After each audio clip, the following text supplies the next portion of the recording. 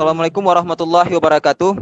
Bersama teman-teman, saya Iksan Nur Salim sebagai CEO dari PT iProg, yang mana kami struktural PT iProg akan menjelaskan tentang rencana bisnis yang akan kami bangun. Baik teman-teman sekalian, teman-teman bisa melihat tentang overview dari pembangunan PT iProg, yang mana PT iProg ini hadir ketika adanya virus corona pada tahun 2019, sehingga menyebabkan banyaknya instansi pendidikan yang tutup, kemudian melahirkan 3 fenomena yang diantaranya itu siswa yang malas, kemudian ada siswa yang sibuk bermain HP, dan ada siswa yang sibuk membaca buku namun mencapai titik kejenuhan mereka.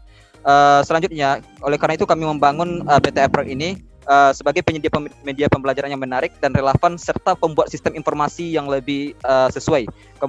Yang mana lokasinya itu terdapat di Padang, Sumatera Barat, dan pada tanggal 25 Oktober tahun 2020 sebagai perusahaan jasa.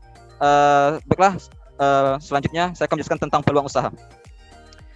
Pada peluang usaha berikut ini, saya harapkan kami dari PT iProg berharap kepada customer bisa mendapatkan konsep media yang menarik dari produk yang kami hadirkan gitu. Yang mana dulunya generasi milenial itu cenderung menonton sebuah video yang hanya mereka itu hanya menangkap karakter, tema, dan alur dari cerita di dalam video itu.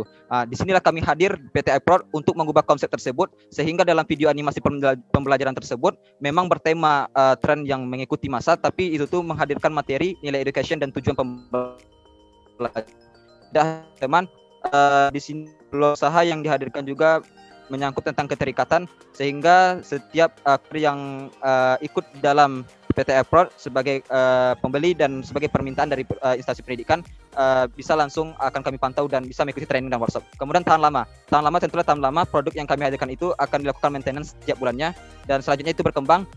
Produk yang akan kami buat tersebut akan di-upgrade setiap waktu-waktu tertentu. Kemudian modal tentu terjangkau karena apa? Karena perusahaan ini merupakan perusahaan jasa, sehingga sebagian modal berasal dari instansi pendidikan yang melakukan permintaan, dan sebagian lagi berasal dari PT iProg itu sendiri. Kemudian tentulah profit ini cukup besar untuk PT iProg karena ada 6 produk yang memberikan dampak yang begitu besar di masa pandemi ini, sehingga mendorong setiap pelajar itu untuk lebih semangat dalam belajar. Terakhir itu informasi luas. Informasi luas ini itu mencakup seluruh produk, yang mana nantinya mereka dari produk-produk yang dihasilkan itu bisa mendapatkan informasi tentang pendidikan yang lebih luas di dunia yang mereka ketahui dari produk-produk kami itu. Sekian dari saya. Assalamualaikum warahmatullahi wabarakatuh. Baiklah, untuk selanjutnya saya Agil Kurniawan sebagai CFO PT iProg. Dalam hal ini saya akan menjelaskan tentang pendanaan pada rencana bisnis PT iProg. Sebelumnya dalam pembangunan bisnis iProg, PT iProg itu membutuhkan dana untuk biaya sewa tempat, biaya hosting, dan domain, serta gaji karyawan sekitar 10 juta. Selanjutnya, untuk penghasilan PT iProg didapat dari transaksi penjualan produk, pembayaran jasa, pembuatan software dan website, serta pembayaran training, kursus, seminar, dan workshop. Untuk lebih jelasnya bisa teman-teman lihat dari data berikut, dan dari data berikut kita dapat melihat bahwa investor mendapatkan 15% dari laba bersih perusahaan per tahun. Yang mana 70% dari bagian investor, 30% dari sektor disimpan di kas perusahaan, 85% itu dari keuntungan dipegang dan dikelola oleh perusahaan. Penandaan jumlah investor kembali dalam 3 tahun bisa dilihat dari tabel berikut. Dan selanjutnya, dan juga pendanaan simulasi risiko bagi investor juga dapat teman-teman lihat dari tabel berikut.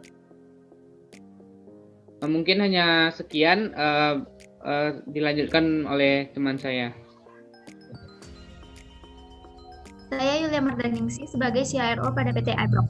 Kali ini saya akan menjelaskan tentang manajemen SDM pada PT iProg. Yang pertama itu ada tim sendiri.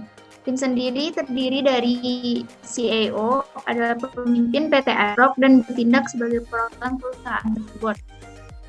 Yang kedua ada CTO, adalah orang yang bertanggung jawab pada kualitas akhir.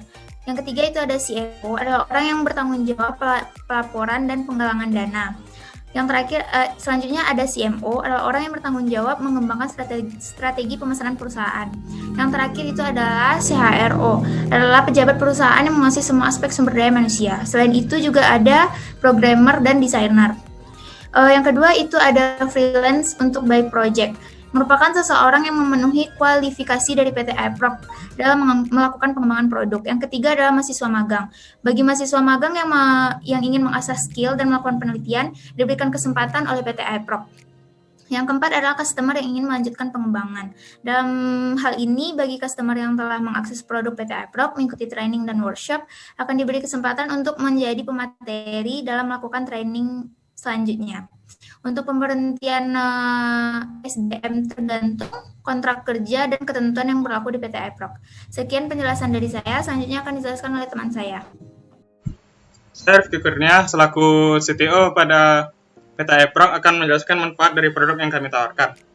iProc menawarkan 6 kategori produk, yaitu video pembelajaran, e-learning, sistem informasi, website, GIS atau Geographic Information System, dan startup. Manfaat dari produk yang kami tawarkan tersebut yang 6 kategori tadi, yaitu memberikan konsep pendidikan melalui video animasi pembelajaran yang mengikuti tren, memfasilitasi setiap pelajar yang ingin mengasah skill melalui dunia startup, melaunching sketsa peta letak geografis intensi pendidikan sesuai permintaan klien, memudahkan dalam mengakses informasi khusus dalam dunia pendidikan, memberikan pembelajaran interaktif melalui e-learning sesuai tema permintaan, dan terakhir menciptakan kemasan informasi yang menarik dalam bentuk website yang dilengkapi AI. Sekian manfaat atau keunggulan produk dari PT iProc, dan untuk selanjutnya akan dijelaskan oleh CMO. Saya Dianti, CMO dari perusahaan iProc.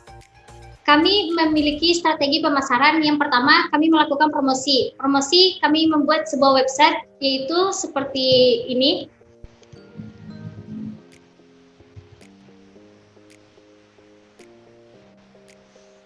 Dalam website ini terdapat atribut perusahaan berupa logo dan nama perusahaan.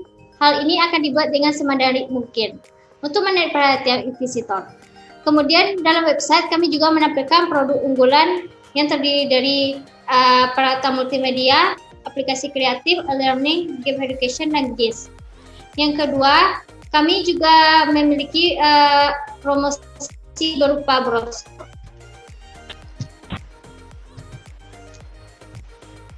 Dan ini adalah contoh dari brosur dari perusahaan kami. Yang kedua adalah partnership atau kerjasama. Dalam perusahaan iProc, kami menjalin kerjasama dengan para influencer seperti YouTuber atau selebgram. Pokoknya pada perusahaan iProc ini, kami mencari orang yang dapat mempengaruhi konsumen kepada perusahaan iProc.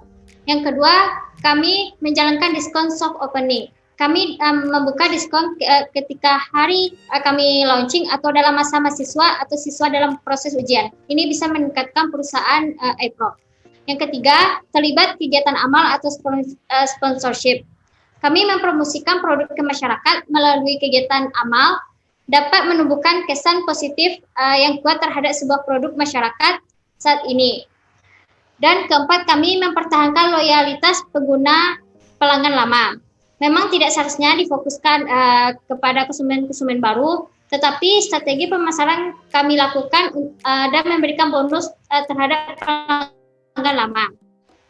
Dan inilah pemaparan rencana bisnis dari perusahaan iProc, dan kami sudahi. Assalamualaikum warahmatullahi wabarakatuh.